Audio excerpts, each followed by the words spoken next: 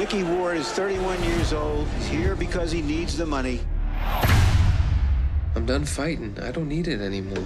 He's lost 3 fights in a row. You know, he can't get used to losing. It's a mental thing. It's a movie about family and relationships and a lot of adversity that these guys had to overcome.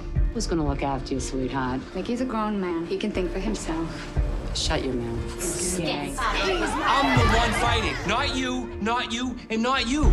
It's a roller coaster of emotions and also a boxing movie. I had talked to Micky and Dicky about possibly doing their story. He's black! Ultimately, you know, I was a fan before I was his friend. We became friends, and all of a sudden I get a call from Paramount saying, hey, we got the script, we want you to read it. And I was like, what is it? And they told me it was the story of Irish Micky Ward and his brother. And so I said, of course, I was gonna try to make that movie. Micky never would have won Sanchez without Dicky.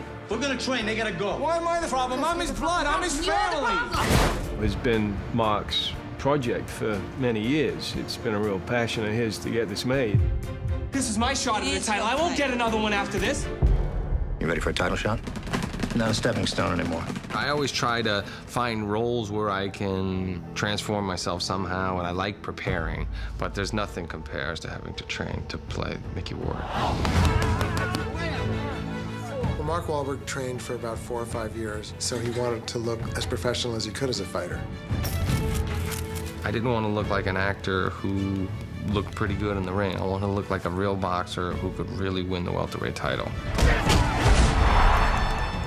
That was my goal. The goal was always to make the most realistic boxing. Mark fought just like Micky. I identified with Micky on a lot of personal levels. Having the opportunity to work with him, train the way they trained.